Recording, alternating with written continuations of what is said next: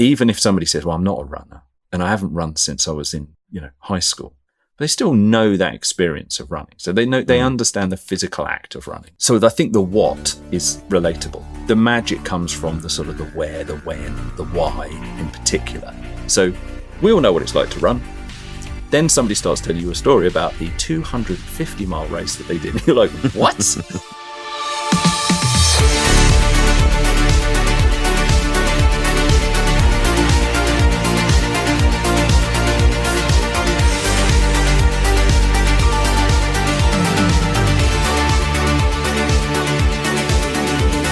Hello and welcome to Outlines, a podcast about sport, stories and the media. My name's Owen Connolly, hope you're well.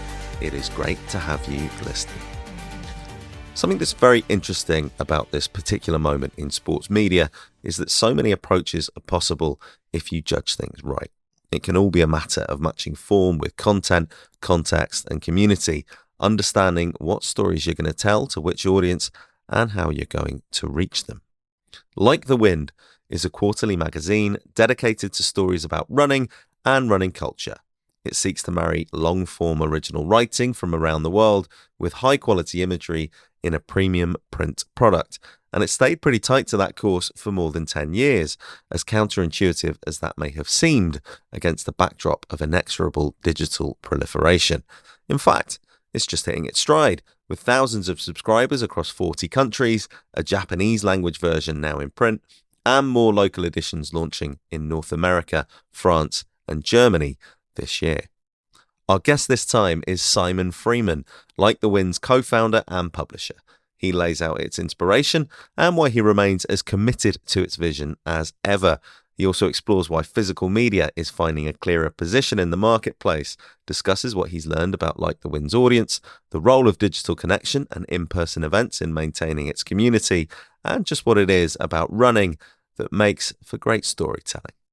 There's a bit about audio in there as well, if you listen carefully, and overall, some really quite illuminating stuff to reflect on.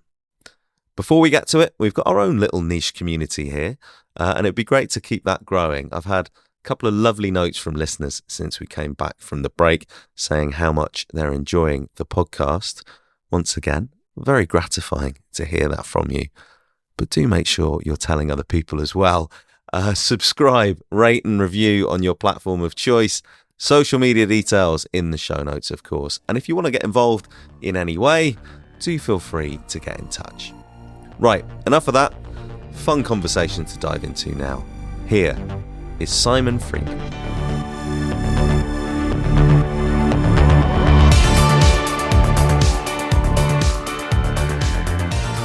So you're in Switzerland? Yes. Yeah, whereabouts? So I'm in a small town in the Jura Mountains on the French border called La Chaux-de-Fonds, which not too many people have heard of. It's sort of famous for the analog watchmaking industry. Right. So yeah, but it's a beautiful town, and we're at 1,000 meters above sea level in the town. So, and then it's surrounded by hills. So yeah, good for runners. Good for runners. Good for altitude training. Maybe not great for beginners, although I guess like any of these things, if you start up there and then you're kind of doing your runs closer to sea level, then it gets a little bit easier. Is there a kind of tension given the smartwatches and the Garmins and everything else? Do you ever feel a tension or a guilt running past all these watchmakers who are painstakingly fitting cogs next to each other and all the rest of it?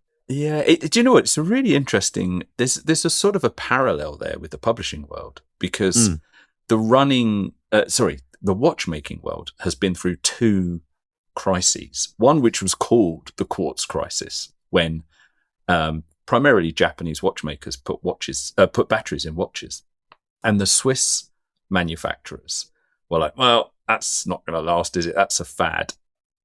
We're going to keep making mechanical, what they call automatic watches, where your movement on your wrist drives the watch.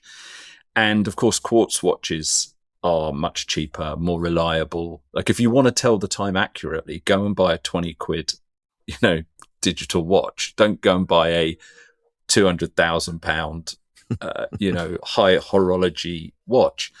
But you know, some of the brands that killed off a few brands in the same, you know, and then some survived, and then I think now they've sort of been dealing with another crisis, which is the Apple Watch, the fact that, you know, Garmin's and Suntos and all of those sorts of sort of smart watches, sports watches, are now worn by people as their everyday watch.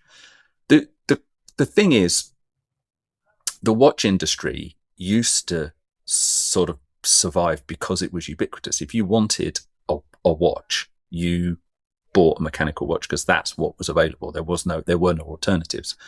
And a lot of brands, when they were faced with the quartz crisis and the kind of emergence of sports watches and digital, you know, Apple Watch and what have you, hadn't sort of really adapted. But if you're a mechanical watch fan, you know that you can't buy a Rolex for love nor money. Like, they are just impossible to get hold of. And I think what's happened in the watchmaking world, and there is a parallel here to publishing, which I'll get to in a second, is watches have become like a status symbol and something that people are interested in. And they are, you know, really kind of regularly referred to as male jewelry. You know, men will, if they don't wear anything else, they might wear, like I wear, a wedding ring and my mechanical watch. They're my two bits of jewelry. So some brands in the watchmaking world have adapted to that, and they're doing all right. They're doing not bad, thanks very much. You know, Rolex being literally by far and away the number one in that regard.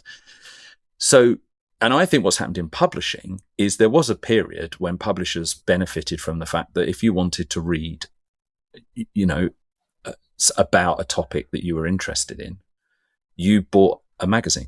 That was it. There was nothing else. And the publishing industry has then sort of dealt with television, radio, probably television, and then the sort of, you know, the big digital, you know, change that's happened in the world, especially with social media. And some publishers haven't really adapted because they were trying to take on this new technology head on, and they lost. I think other publishers, and I like to think that Like the Wind is in that space, have sort of adapted to this new world. And we're not selling a publication that is trying to replace Facebook or the internet. It's something else. It's about, you know, it's a luxury product. I think watches are the same. You know, Like the Wind is not it's got much less function. You wear a mechanical watch because you want to wear a mechanical watch, not because you're trying to tell the time. And you buy Like the Wind not because you're trying to find out the news or the latest kind of, you know, release from a shoe brand. That's not what we do. We sort of serve a different purpose. Well, it's funny because it's going to sound like we've set this up now, but we genuinely haven't, because it's quite a rich analogy. Because the other thing that's happening with watchmaking and print is this sort of it's a reevaluation of where the value is and or where the purpose is and the you know, the qualities that the product actually has. You know, in watchmaking, I think I saw a Timex ad from sometime in the last couple of years where it was like, you'll only check it once or something like that. And it was, you know, the idea that you look at your watch rather than your phone to tell the time, and you're not suddenly on TikTok for 45 minutes or whatever. Yes, that's true. And something similar has happened in magazine publishing, I've noticed, where people are saying, this is a curated world and experience that we are building for you, where, you know, the limits of it are at the end of the page, and you can sit with this story and you can enjoy it and you know, soak up the imagery and stuff like that. You're not going to have your attention drawn to an ad, or you're not going to think, oh, I wonder what the weather's like later, or, you know, you're sitting with this now until such time as you put it down. Yeah, I mean, I think that to me is the ultimate luxury. That's effectively what we sell. Is, I say to people all the time, can you spend an hour a week, not an hour a day, an hour a week sat without your phone, without the telly on, just reading something, right? And if you spend an hour a week, coincidentally, 3 months later, you'll have read everything in Like the Wind magazine, and then a new one will land on your doormat if you're a subscriber. It's like, wow, cool. Like, I'm not suggesting that people are not going to be online. I'm not suggesting that people are going to sort of, you know, not watch Netflix or whatever. What I'm saying is, can you afford yourself half an hour or an hour a week of quiet time, just sitting with something. Yeah, no notifications, no pings, no temptation to click around and check out what else is going on. But it's a luxury. We hear it all the time. I sort of speak to people and they say, I love the idea of Like the Wind, but I don't have time. I'm like, wow, you can't find an hour a week to sit with a magazine. That's wow. You must be the most productive person on earth. It's nuts, isn't it? But I understand I get it. I understand the feeling that people have, because I think that what especially digital media has done is it's done a really good job of inserting itself into people's lives in a way that they feel like they have to be online all the time, and therefore they don't have time for other stuff. And I'm like, that's not the law. That's just something that these social media, these especially social media platforms have kind of convinced us. Yeah, they're taking a lot more than an hour a week as well. I mean, that's the media environment that you're in now. Like the Wind's been around for a little over a decade. Mm-hmm. What was it that inspired it in the first place? Other magazines, honestly. So my wife and I got married, and we didn't have any money, so we ran for people that are in the sort of know the running world, we ran the UTMB route, the Ultra Trail de Mont Blanc. The Ultra Trail de Mont Blanc is this mythical race that happens every year. You start and finish in Chamonix, but it actually follows a long distance hiking route called the TMB, the Tour de Mont Blanc. And so Julie and I decided that over 3 days or 4 days, we would run that route, staying in huts. So you're just running for 6 hours. And one of the topics that came up was Julie was saying to me, you buy a lot of these magazines. Like, you're buying cycling magazines and surfing magazines and mountaineering magazines, but you run 100 miles a week and you don't own a bicycle, let alone a surfboard. Like, what's that all about? And I said, well, I love the format. I just love the format. I like the idea. I love reading books, but to me, a book is a commitment. Is, you're going to have to read a portion of it, remember what you've read, pick it up again quickly enough that you haven't lost the thread. Otherwise, you end up rereading chapters, which I find annoying. A magazine, I love the idea that you pick it up, you read a story in one go, put it down. That's it, done. It's very neat. And I love the feel of the magazine. So anyway, Julie said to me, well, why, but you're not reading running magazines? And I was like, well, no, because the running magazine for me doesn't exist. And again, I think that anyone that sort of launches a business 12 years ago, their sort of founding story can develop a degree of patina. But this is the absolute truth, because Julie and I had already started another business together. Hence, we didn't have any money. Hence, our honeymoon was running around a mountain. Julie said, we should launch that. We should create that magazine then. We can, because if we've got our own business, we can do what we want. How hard can it be? That was in the September, and we launched Like the Wind issue 1 the following February. Had a launch party in London. Yeah. So that was the start of it, and we did it in the face of the sort of a surge of digital media that was happening 12 years ago. And in fact, the slightly odd reality is that the business we'd already launched, our first business, was in that digital marketing space. We were helping endurance sports, running, cycling, and outdoors brands, reach and engage with potential customers through digital media. That's what that business was. So it was like we would often say that we had this sort of evenings and weekend project, which was the magazine, and almost felt like we were like, there was sort of a form of betrayal, because we spent Monday to Friday, in our first business, helping brands with Facebook campaigns and how to navigate emerging social media channels like Instagram.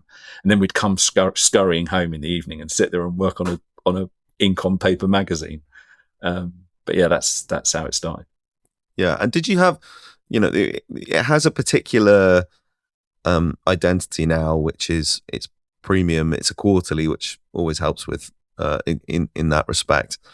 But, it's longer form storytelling, and it is storytelling. It's not sort of tips and, what does the new Vaporfly do for your half marathon time kind of stuff. Mm. Did you settle on that early, or did that sort of take a little bit of time to work its way through? No, we launched in that long form storytelling kind of run culture space. And there was two reasons for that. One is we were very, very aware of what was happening in the digital world. And we were like, well, if we're not going to be a daily newspaper, for goodness sake, like quarterly felt like the right cadence for a hobby, which was it was essentially a creative hobby. So we thought, well, quarterly feels about right. So we knew that we wouldn't be able to be more current than what was happening online, because obviously online you can just publish in the second things happen. Yeah. So we had to find another sort of reason for the magazine to exist. And the other thing was that whilst I said the running magazine for me didn't exist, running magazines existed. Runner's World is phenomenally well-known title in the running world. At the time in the UK, there was Men's Running, Women's Running. I think there was another couple.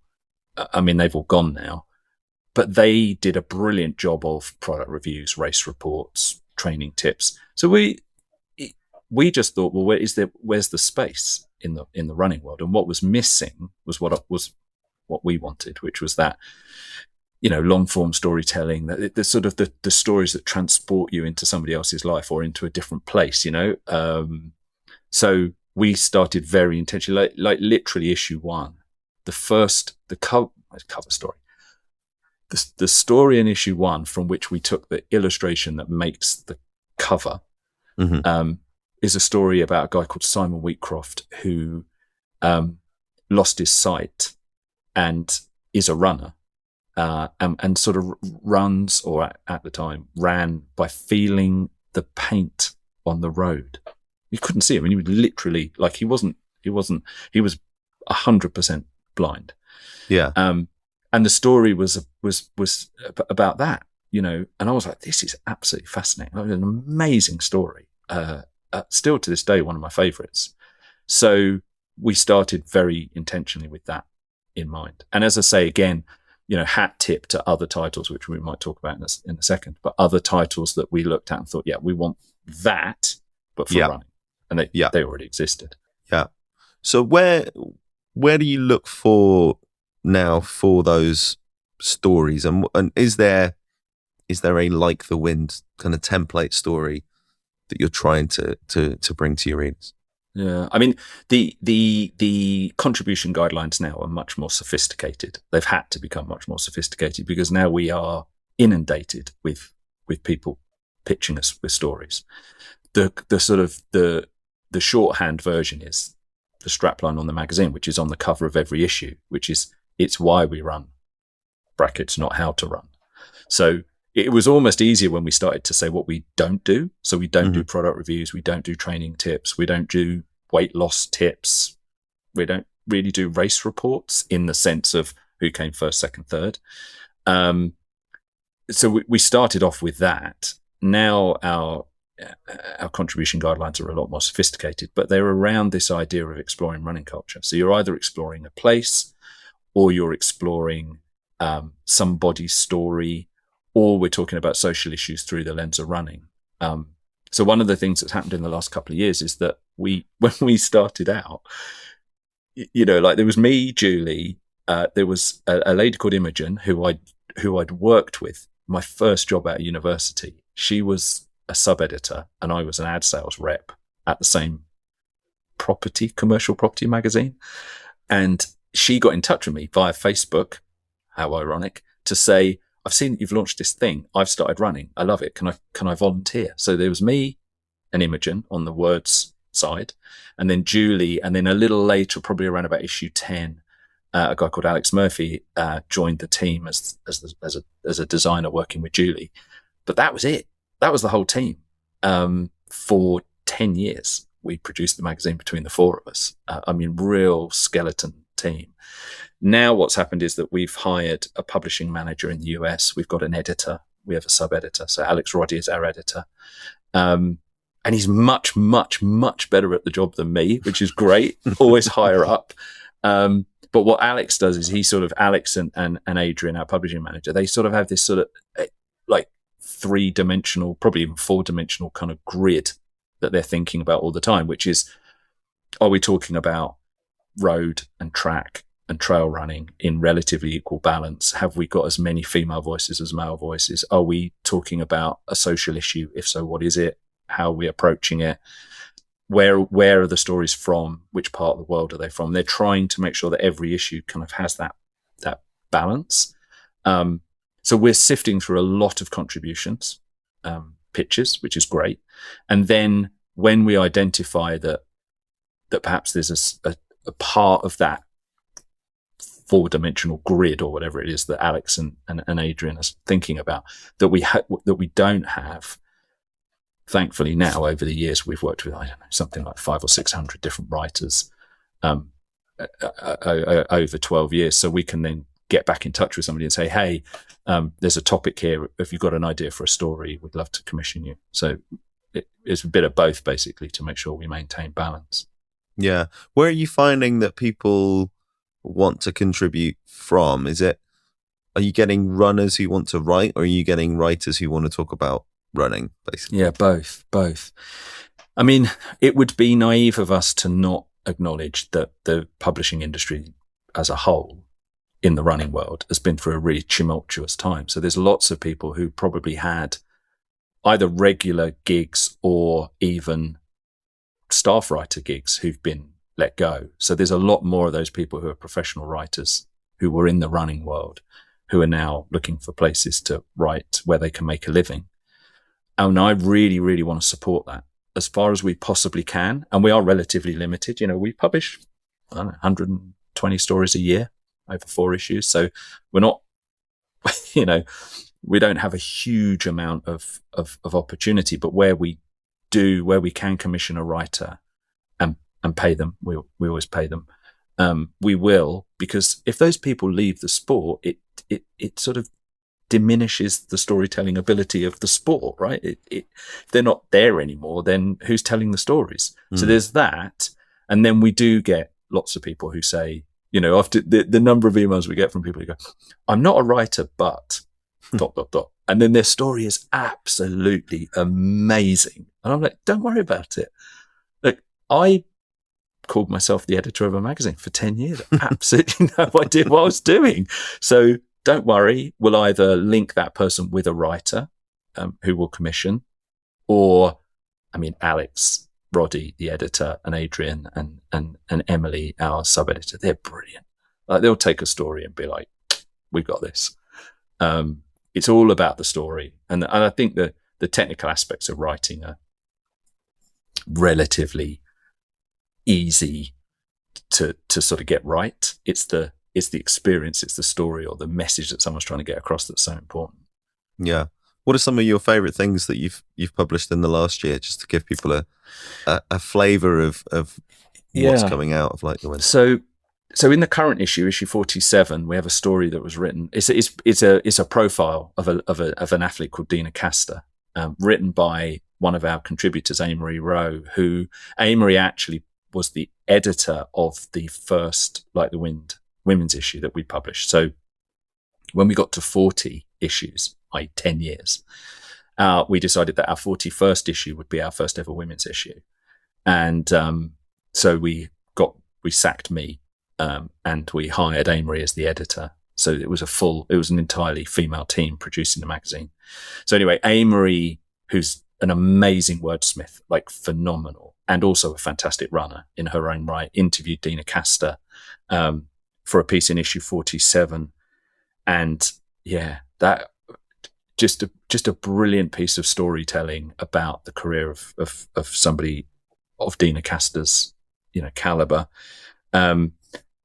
There's a story in issue 44 called Heartbeat of Hope Pass that was written by Zoe Rom. The reason I love that is that Hope Pass is a mountain pass in the Rocky Mountains. I've never been. It's on the course of a race called Leadville 100, which is a very, very famous, like, really storied ultramarathon, 100-mile ultramarathon. And that Hope Pass is a really significant point in the race. Zoe I don't even know how long the piece is, 2,000 words, but it's just beautiful. Like, you really feel like you're there. And then on that sort of social issue tip, we got a piece in issue 46 by Micah Ling called Performance Pay Power, where Micah explores the realities for professional athletes from the perspective of trying to make a living. And, you know, we're sports fans. I'm a sports fan. I love the sport of running. And I'll sometimes ask people, you know, I had the privilege of being in the stadium at the London Olympic Games when Mo Farah won gold in the 10,000 meters. Well, one of the greatest moments of my life. And I'll sometimes say to people who are very, very deep in the sport, like Mo Farah won gold. Do you remember who won silver? Probably about half the people will say, oh, it was that American, wasn't it? You know, Galen Rupp. Yeah. Yeah. Who came 8th? No one. And I mean, no one has ever given me that. I'd have to look it up now. And I'm like, this person was 8th in the Olympic 10,000 meter final. Like, that's an insane thing to achieve. No one knows who that person is. So this piece is sort of talking about the realities of how hard it is to make a living as an elite athlete. So those three have all appeared in the last year. But it's like I could open any issue from the last 4 and pick 6 stories that I absolutely love. Like, we're really privileged to tell some amazing stories. Yeah. Let's turn it around. Who's, if such a thing exists, is the typical Like the Wind reader? Because you know, it's interesting that you said at the outset you were reading surfing and cycling magazines despite not doing either of those sports. So, you know, it feels like maybe this isn't necessarily for people who are fascinated by, who will get up in the morning and kind of drag themselves around town or around a course. It may be for people who are interested in the sort of human endeavor at the other end, you know, the experience that's being described. But, you know, is there a strong overlap with the running community, or is it something else again? I think I've got a few answers to that question. I mean, I believe, and we know this because now we're doing a lot more research into who our readers are, because we're trying to behave like a grown-up business. They are people for whom running is a really important part of their lifestyle. And that doesn't mean that they run 7 times a week, 8, 9, 10 times a week. You know, they're not necessarily people that are performance driven, but they are people for whom running shows up all the time in their lives. And, you know, those magazines that I was talking about, like, you know, the Surfer's Journal, I suspect the Surfer's Journal is read by a lot of people who get to go to the beach and surf on a Sunday once a week. Like, they're not pro surfers. They're not out there every single day. They don't all work for Patagonia, where they're allowed to down tools and leg it out the building when there's a kind of, you know, decent surf day. Like the Wind readers are those people who are probably happy 3 or 4 times a week if they get out for a 45-minute run. And then at the weekend, that's when they get to indulge. And they are the kind of people who really have an ambition maybe to do, you know, to race the New York Marathon, or to participate in a big high prestige trail race one day. You know, Like the Wind is out. We often, again, describe it as it's how they connect to the running world outside of running, which, you know, I think is true for a lot of the sorts of magazines that we compare ourselves to. There's a magazine out of New York called Racket. Beautiful magazine. They do a brilliant job of connecting people with the tennis world. I suspect the people that read Racket play tennis once or twice a week. They're not, you know, they have lives, they're busy, but they're fascinated by the culture and the sport of tennis. I have also said in the past, and this sounds facetious, but it's true. They're people who have a coffee table. You can't have a coffee table magazine if you don't have a coffee table. And when I think back to when I was in my 20s, you know, you're super mobile, you're moving about, you're in shared accommodation, you know, shared flats or whatever. The last thing you want is, you know, 15 kilos of magazines to schlep around, you know. But I think what happens is that as people mature in life, they move less often, they get a little bit more settled. They probably, you know, have a bookshelf. They're super lucky. They might even have a little den where they can put their stuff. I'm that person, by the time Julie and I got married, I wasn't moving every 6 months. I was a little more settled. I probably bought books that I kept, that kind of stuff. But you buy art to put on the walls because you're not going to move every 6 months. So it's those sorts of people. That there also tend to be people that are investing in running because it's such an important part of their lifestyle. So they are the people that will buy good quality gear that they feel performs well and they look good in. So it's that sort of slightly older kind of type of person, I would have thought. Yeah. No, it's a fascinating picture. And did you find, the kind of spark for this was personal for you, but how did you find the process of building it out? Was it every time you found a collaborator, it sort of connected you, gave you a slightly clearer picture of what it was that you were trying to accomplish, or was there some serendipity involved in it? Or how do you reflect on that experience now, the pre-market research days, shall we say, of the community building? Yeah, there was an enormous amount of luck associated with it. I mean, Julie and I will emphasize this. Julie and I were in a privileged position in the sense that we had a business, our own business. So we didn't need to make money from the magazine, which is really important. I meet people who I'll get emails from people all the time saying, "Hey, I'm thinking about launching a magazine. I'd love to pick your brains." And at some point, I will always say to them, "Look, I'm really sorry, but there is a reality here, which is if you think you're going to launch something in an independent print media business and pay your bills, your mortgage, or your rent, or whatever, you're in for a rude awakening. Like, it's really, really hard work and not a great sort of financial. Initially, it won't work initially." But what we found was that because of our connection, my connections as a runner, like I started out as a blogger. I started blogging because I'd lived a very unhealthy lifestyle and quit and started running. And I thought, oh, this is the greatest thing on earth.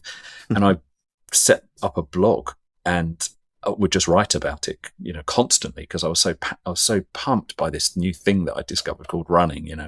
Once I'd started running marathons, oh my goodness, you couldn't stop me. I was reviewing products and writing about all my training. It must have been so boring.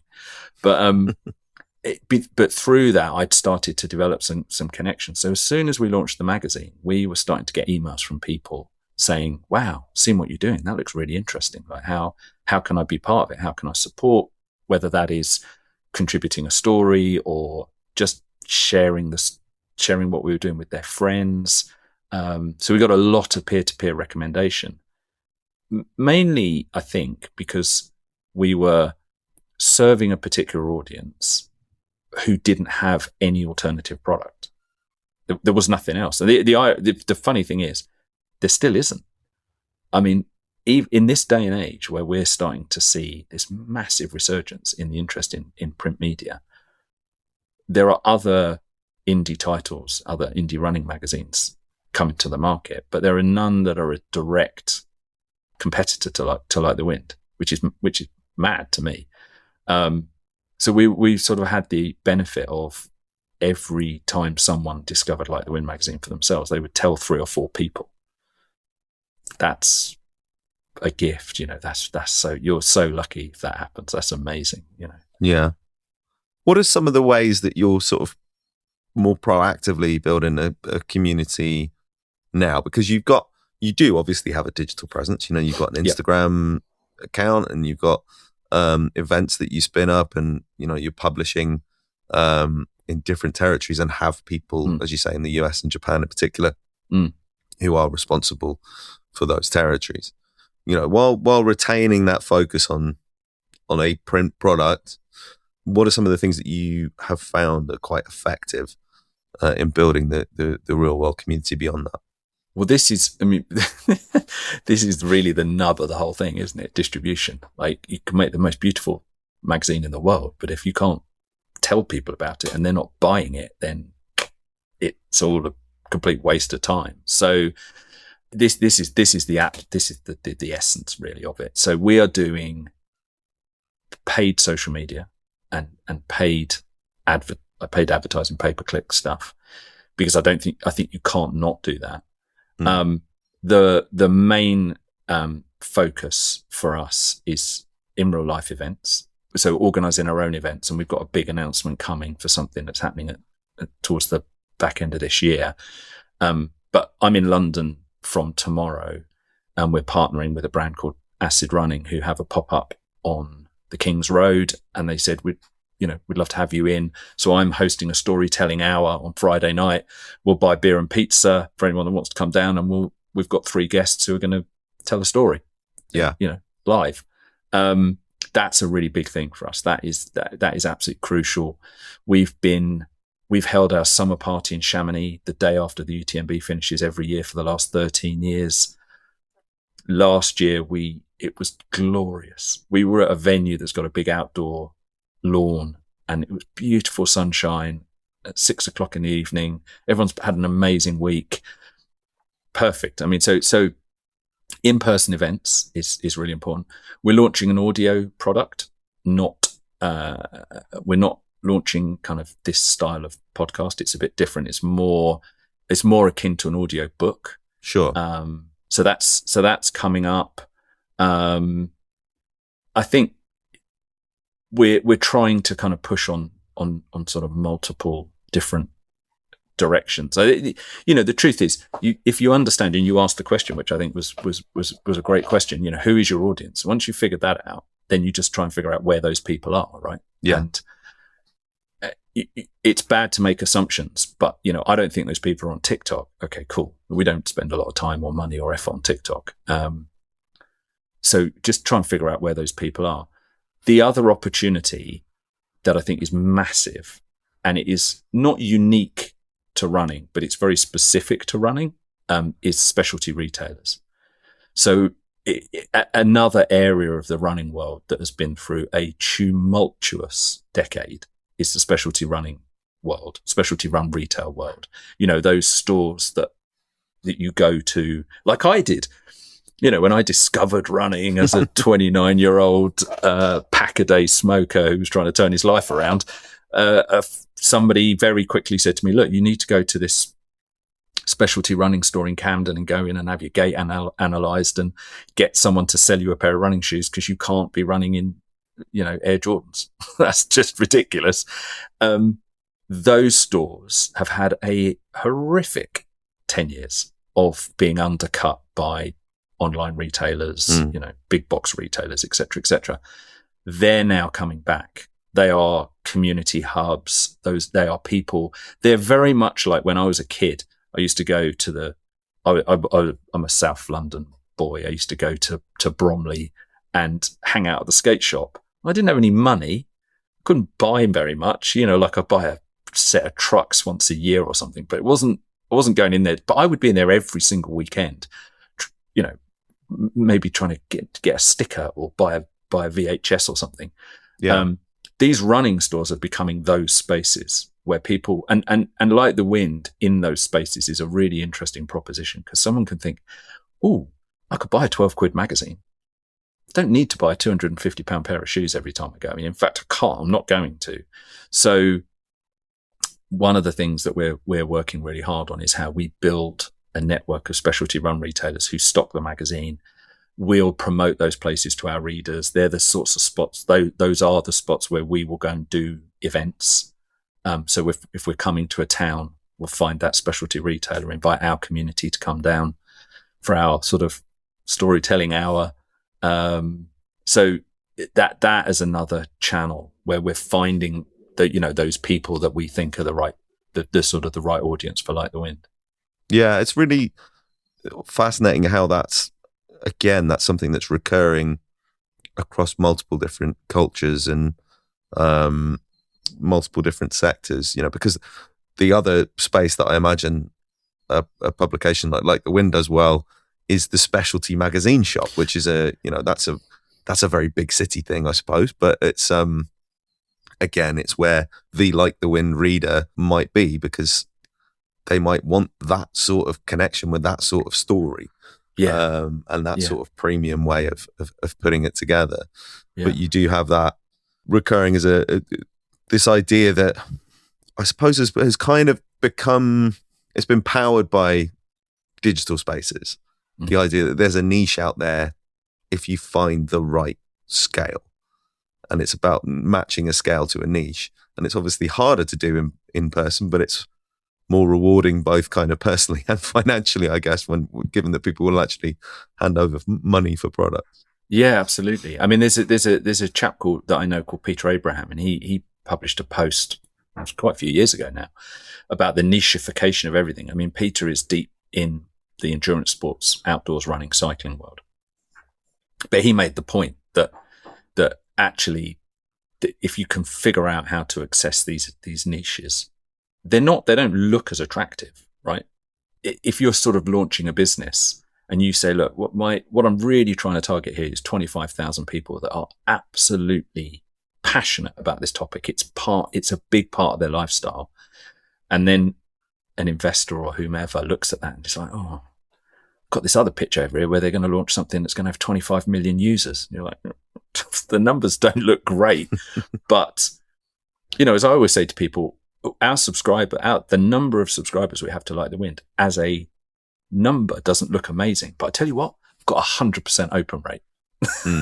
Like because it's in that community. And I think, specialty retail, if somebody is launching a magazine and there is a specialty retail element to what they're doing, amazing. Go for it. Somebody messaged me the other day, and I don't want to give anything away, but they asked me whether I could speak to them, give them a bit of advice, and they want to launch a magazine in the music world. And I was like, first things first, are there music shops that sell the product that you're planning on publishing this magazine about? And they said, oh, absolutely. And I was like, brilliant. That is such a huge step for you to get in those spaces where those people are going in to look at the thing, to hang out with like-minded people. That's phenomenal. Yeah. Let's go back to the magazine itself. We've talked about the storytelling aspect of it and where you get the stories from. But the thing about magazines in particular is that it's all brought together. It's a product that brings multiple storytelling and editorial and creative disciplines together. And that can be, the photography and the selection of the photography and the graphic design, even down to stuff like, particularly for a quarterly, something like the paper stock. Yeah. You want something that's different and more substantial. I was having a conversation about this recently with Andy Afford, who works in a slightly more kind of generalist magazine space, but, something that's going to live with you on your coffee table for 3 months is going to be different from something that, you buy with a cup of tea to while away half an hour. Like, what's the approach that you take to all of those different things, and where do you draw ideas from? I mean, the selection, we talked about the story selection, the sort of the design, the visual selection, it has to go hand in glove with the types of stories that we're trying to tell. And again, doing that, being very mindful of the kind of people that are going to buy Like the Wind magazine. In terms of the quality of the magazine, the physical quality, the print quality, the paper that we choose, we're trying, the medium is the message, right? We're trying to kind of produce something that has got a sense of gravitas and value and I keep using the word quality. I sound like a broken record, but something that people are going to want to spend some time with. It doesn't feel disposable. It doesn't feel very throwaway. It feels like a collectible. Like I'm just looking across the office here where I'm sat, and obviously I have a collection of 47 issues of Like the Wind magazine on a bookshelf. Issue 1 looks as good today as it did 12 years ago. The spine is all still in one piece. It doesn't feel disposable. And the stories that we're telling are not timely. So we don't have a date on the magazine. It's just issue 1, 2, 3, 4, 5. The stories we publish, they don't really have a kind of a time. They have a timelessness about them. People could pick up a copy of issue 7 today, and all the stories in it will be like, oh, amazing. I mean, one of the things we had to navigate, not funny in a humorous way, one of the challenges we had to navigate was, in 2020, 2021, we were just inundated with stories from people talking about the impact of COVID. And we were like, how is this going to age? When in 10 years' time, people are going to look back and go, oh yeah, that was weird. What was that all about? So we have to be mindful of that. So, and I love the idea of somebody either collecting the magazine or passing it on. And if it's I don't know, does anyone ever pass somebody a newspaper or a little sort of, cheap saddle stitched magazine? I don't think so. You just sort of tend to read it and recycle it. Hopefully you recycle it. So we wanted to create something that somebody would think, oh, I've read that. It was great. I'm going to hand it to somebody, or I'm going to put it on a shelf and collect it and maybe revisit it. So we're always saying to our print partners, how do we increase or improve the quality of what we're doing? I mean, anyone that works in the publishing world knows that paper prices just seem to go up and up and up and up and up. But it's so fundamental to what we do. We will never, ever, ever compromise on that, because it would just undermine the entire concept for us to suddenly be printing on cheap paper and producing something that just feels thin and weedy. It doesn't. It would be the antithesis of what we're trying to do.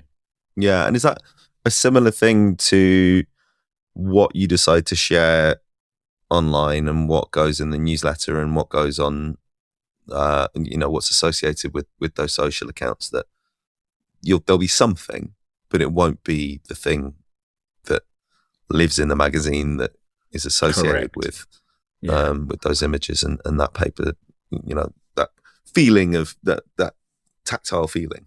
Yeah, well, absolutely. And I feel like I want to reward the people that invest in the magazine.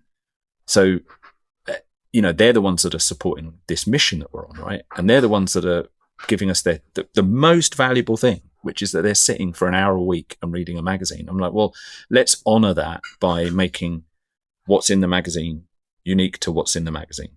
And then what we're doing online is trying to give people who are not going to buy the magazine, and that's absolutely fine, by the way, that I have no issue with that, but because they can't have that tactile experience because they're not holding the magazine in their hand, then the stories that we publish need to reflect the fact that it's online, on digital, on social media, and be appropriate.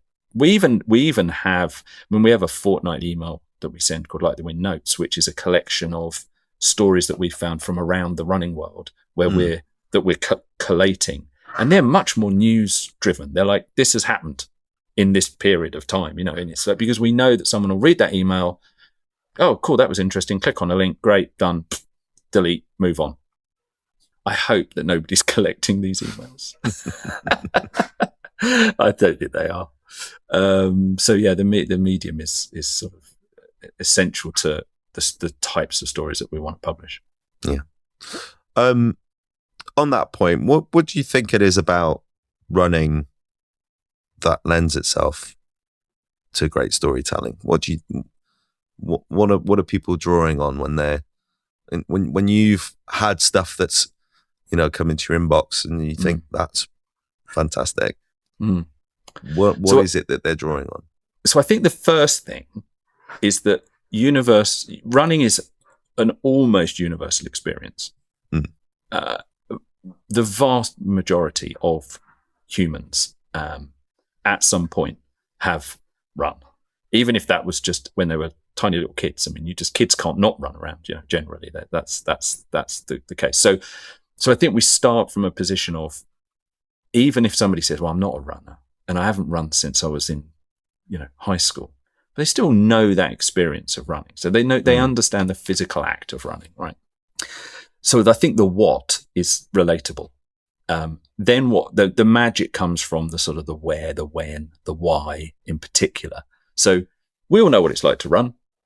Then somebody starts telling you a story about the 250-mile race that they did. And you're like, what? The fascination comes from something that we're all familiar with. And you're just like, I'm sorry. So that is what draws I think that's what makes running, and it's not universal in this regard, by the way, but I think it's what makes running something that is such a great canvas for storytelling. And then the act of running, it sort of lends itself quite neatly to this whole kind of hero's journey thing. Like if you run, actually, even if a relatively short run, you think you go out the front door for an hour and you leave and you think, oh, I feel amazing. and then you get a stitch or you hit a hill and it all gets a bit hard, and then stuff starts kind of, getting in your head, or it starts raining and you have to battle through, and then you get back, to where you started, and suddenly you can, have a cup of coffee and a hot shower, and you're like, oh, so it kind of running lends itself quite neatly to sort of narrative arcs. There's a few things in there. I also think that what's happened with running more and more is it's become a platform that people use to explore. So I meet people all the time who are like, yeah, my dream is to go and run in the Mojave Desert one day and do an event, a TSP event or something out there, or, oh my goodness, I'd love to go and run on the trails in Chamonix. It's sort of become a destination thing. My dream is that one day I get to go and do the Tokyo Marathon, like the excuse to go to Tokyo. So again, storytelling and running lends itself quite well to this sort of transporting us to another place or another time or another person's experience. Yeah. And how do you find that corresponds with the sort of regionality of what you're doing and the voices that you're bringing in from different parts of the world? From, obviously you have a presence specifically in Japan, but and North America, but you will be getting contributions from everywhere, I presume. Yeah, we do. We get contributions from absolutely everywhere, which is one of the joys of being the publisher, because I get to read them all. Amazing. Like what did I know about the running scene in Manila? I can tell you. I know something about it now. It's brilliant. I'd love to go running in Manila. That's on my bucket list. I'd love to do that. It's funny because this idea of running as a sort of a canvas for self-expression, and the idea that people run for different reasons, but ultimately the act of running is pretty universal. It's the same sort of one foot in front of the other. Means that with Like the Wind Japan, the way that it works is that Kyo Fujishiro, who's the publisher in Japan, he takes stories from 12 years of Like the Wind and translates them into Japanese for an audience out there. And then that's about 80% of each issue. And then about 20% is him publishing stories that he's discovered in Japan. And we get the benefit then of being able to translate some of that 20% back into English for our magazine. But the themes feel pretty universal. There's stories around as like place, people going to different places, people running for different reasons. We talk about, the fact that we believe that running should be something that is accessible to everyone, and it's not by a very long stretch. You start publishing a magazine like the Wind, and you realize that as a kind of, middle-class, middle-aged white man living in a safe European country, my experience of running is not in any way, shape or form universal. Those stories, when Kyo translates the words into Japanese, with a little exception of some concepts need to perhaps be explained more to a Japanese audience than a European audience. And the same between, we're launching Like the Wind USA. We're starting, as we're working on that, we're discovering that there's some things that a US audience would just be like, oh yeah, I understand that. Whereas a European audience would need a little bit of cultural translation. But the themes are universal, right? They're not. I've not yet come across somebody writing about run culture somewhere that I'm like, ooh, that doesn't chime with an audience somewhere else. The details will be different. When you go running in Manila, you go at 3 a.m. because it's baking hot. You don't do that here in Switzerland, I can tell you. Okay. Where do you hope to take the project next? What's on the horizon for you guys? Well, so the big change is that Julie and I are no longer involved in the first business that we launched. So we are now full-time on the magazine. And that means that, plus the fact that I think long-form storytelling is seeing a resurgence. Analog media is gaining popularity, and running has absolutely exploded in popularity. Means that we're really excited about, developing the business at the Like the Wind brand, if you want. So we are doing more events. As I just mentioned, we're launching Like the Wind USA on the 1st of March. Ooh, that makes me feel anxious, just saying that out loud. The audio zine that I mentioned is coming out. So we're sort of pushing on multiple fronts to grow the sort of Like the Wind ecosystem, the number of ways in which somebody can engage with it and be part of the storytelling without losing the core of what we're doing, which is long form storytelling about run culture, and the why we run.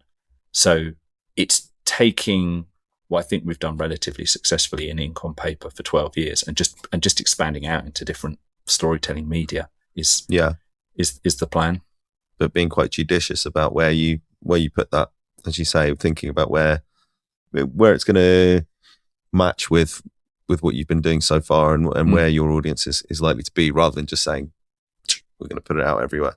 Yeah, and we're just keeping looking for spaces where there's an opportunity to serve an audience, rather than somebody's doing that really well, let's go and try and do that, because they're already doing that really well, so let's not go and try and do that. Yeah. Why just on that point, why was audio something that you felt, and that sort of audio storytelling? I mean, I suppose there's a natural fit, which is that people can listen to it while they're running. But no, but that's it. No, that's it. That is it. It's like I love running with other people. I live in a small town in French-speaking Switzerland. I don't have the same sort of social network that I had when I lived in London for 45 years. So I run a lot on my own.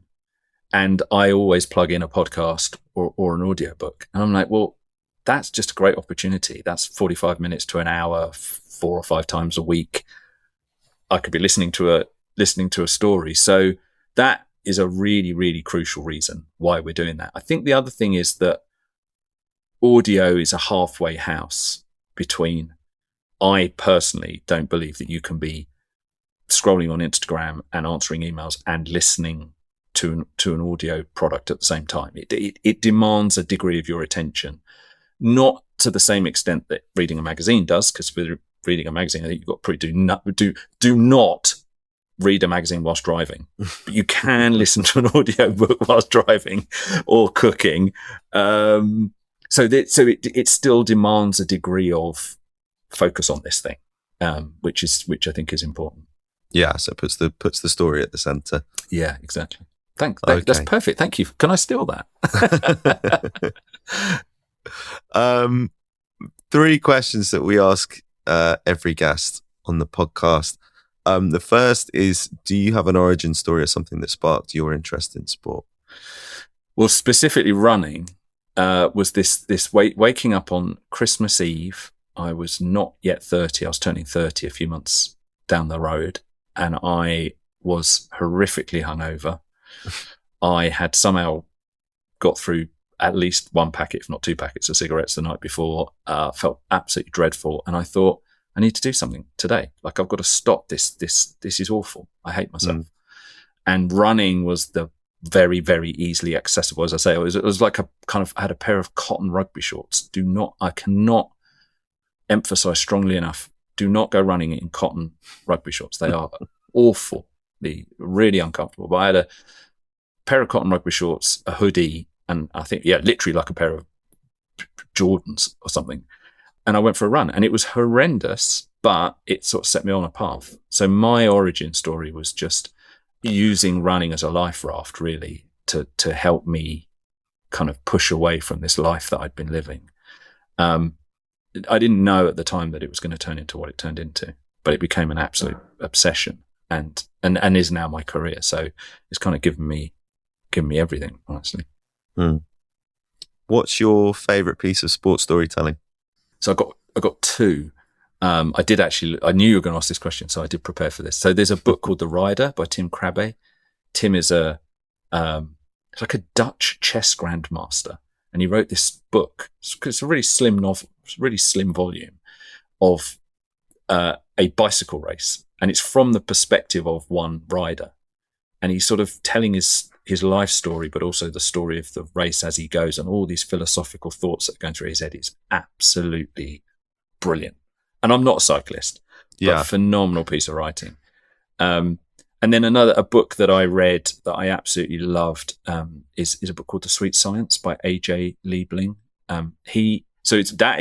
Interestingly, that is actually a collection of essays that he wrote about boxing that were published in the New Yorker in the sort of 40s and 50s. So it's almost like a collection of magazine stories. So again, it's one of those things where when you read that book, you can sort of read a story. And it's about boxing, but it's not really about boxing, if you see what I mean. It's about life through the lens of boxing.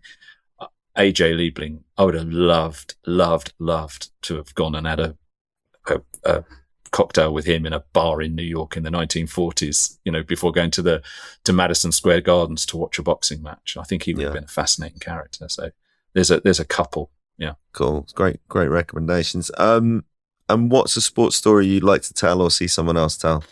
Well, I'm again, knowing that you're going to ask this question, I'm slightly cheating. I'm going to say stories because I really think the sport of running has lost its way from a storytelling perspective. I think that, and there's many reasons for that. I don't know whether they're sort of cause or effect, but, I think back to not back in prehistory, but like I think about, Joan Benoit Samuelson and her story winning the inaugural women's Olympic marathon in LA in 84. Like that was an amazing achievement. And the way that story was told, it kind of resonated for decades. It kept inviting women into running. Or I don't know whether you're old enough, I'm old enough to remember Steve Ovett and Seb Coe, taking chunks out of each other. And it was a cultural moment. Like people who didn't really have much interest in running understood that rivalry and they wanted to be part of it. And it was polarizing. You were either a Seb Coe guy or you're a Steve Ovett guy. Again, from a storytelling perspective, amazing. So I think my answer to the question is, I think when you look at the elite end of the sport, there are literally thousands and thousands and thousands of stories that could be told. And what we get is a very functional, so-and-so won in a time of X, broke course record. I'm like, how do we get behind that to sort of who these athletes are? Because they're phenomenal people. Like they're all amazing to do what they do. And I know as a kind of amateur runner, like to do what they do is incredible. So I always sort of think to myself, there's thousands, if not millions of stories that could be told. I think I've swerved your question, but there's loads of them, and it frustrates me that like the Wind magazine doesn't have the capacity to tell more stories than it does. I mean, we do the best job we can with the limited capacity that we have. As I said earlier, 120 stories a year probably. But I couldn't answer that question with one. I'm going to say thousands. Yeah. Well, there you go. You'll keep doing your part anyway, I'm sure, and. Yes. One foot will follow the other as it does. If the team's listening, we're going to go monthly. No, I'm joking. On that bombshell. Simon, it's been a lot of fun. Thanks very much for taking the time. I appreciate it. And thank you for the work you do with the podcast, because I've been gorging listening to the episodes. They're really good. Good to hear. All right. Cheers, Simon.